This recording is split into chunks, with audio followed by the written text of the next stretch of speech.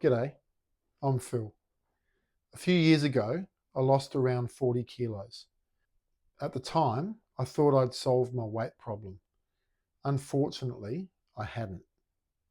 Over the next few years, I gained it all back, and then some.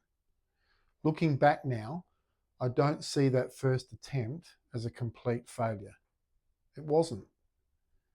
I learned a lot from it, but I did learn some of those lessons the hard way. The biggest mistake wasn't that I lost the weight, it was how I lost it. Back then, my whole focus was on one thing: getting the number on the scales as low as possible. I downloaded a calorie tracking app, entered my goal weight, and followed the calorie target it gave me. I walked almost every day. I was really disciplined. Some weeks I was losing a kilo, sometimes even a kilo and a half. At the time, I thought that meant I was succeeding. I ate lots of supermarket salads. I'd often buy some sliced sandwich meat to go with them. I avoided cakes, chocolate milk, and sweets. I counted every calorie, but I wasn't thinking about protein.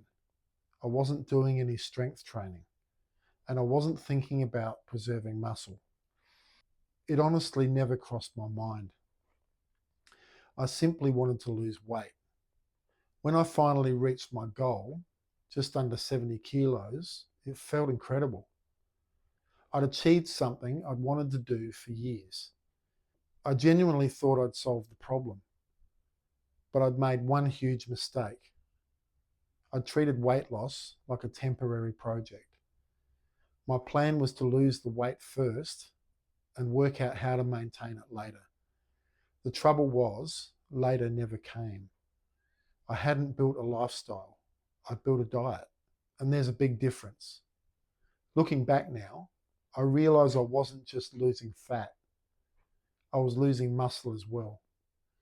Without enough protein and without resistance training, my body had no real reason to hold on to that muscle. The scales kept going down, but my body was getting weaker. Eventually, the old habits started creeping back. Not overnight, it was gradual. Maybe a few fruit mince pies around Christmas, some dessert, a chocolate cake from the supermarket, flavoured milk. Little by little, my old eating habits returned. At first, I wasn't too worried. I'd put on a few kilos, but I still wasn't particularly heavy. Then life changed. I was injured. I couldn't work for nearly 2 years. I wasn't moving much. I was sitting around at home, and the weight came back much faster. That was the point where I realised I hadn't really changed. I changed my diet without changing my lifestyle. Looking back now, I think there were two big mistakes. The first was not eating enough protein. The second was not doing any strength training. The calorie deficit itself wasn't the problem. The problem was that I wasn't giving my body what it needed while I was losing weight. These days, I still track my calories. That hasn't changed. But now protein is one of my biggest priorities. I still enjoy good steak. After 20 years as a butcher, I don't think that's ever going to change. But protein also comes from eggs, chicken, fish, dairy, and plenty of other foods I enjoy. I still eat pizza occasionally. I still eat chocolate sometimes. I still enjoy birthdays, Christmas, and date nights. The difference is that one meal doesn't become one week. If I eat more than I planned one day, I simply get back to my normal routine the next. No guilt, no giving up, just back to the plan. Strength training has probably been the biggest surprise. Originally, I started because I needed to rebuild strength after my injuries. I'm getting stronger, I'm moving better, I feel more capable doing everyday things. It's become something I want to keep doing, not something I have to force myself to do. That's a huge difference from the first time. Back then, I spent most of my time looking forward to eating normally again. This time, this is normal. That's probably the biggest change of all. I'm not trying to rush to some finish line. I'm trying to build habits that I can still be following 10 years from now. I've also learned to be a little kinder to myself. I'm 53 years old. I've made plenty of mistakes in life. I'm sure I'll make more. Perfection isn't the goal.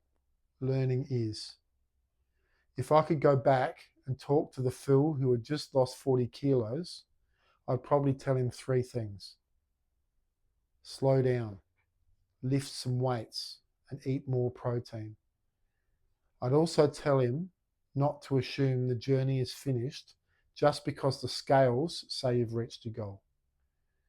Because keeping the weight off is a completely different challenge. People sometimes ask me why I think this attempt will last. The honest answer is because this time I'm not chasing a number. I'm trying to become a different kind of person. Someone who exercises because it's good for him. Someone who enjoys eating well. Someone who accepts that birthdays and holidays happen, but doesn't let one meal become 1 month. Someone who understands that health isn't something you achieve once. It's something you keep choosing. Success for me isn't just reaching a certain weight. It's sleeping better. Hopefully one day not needing my CPAP. Feeling stronger. Having more energy. Being able to look in the mirror and feel proud of the person looking back. Losing 40 kilos taught me how to lose weight. Gaining it back taught me how to keep it off. That's why this time is different. If you'd like to follow the journey, I'd love to have you along. Thanks for watching, and I'll see you in the next video.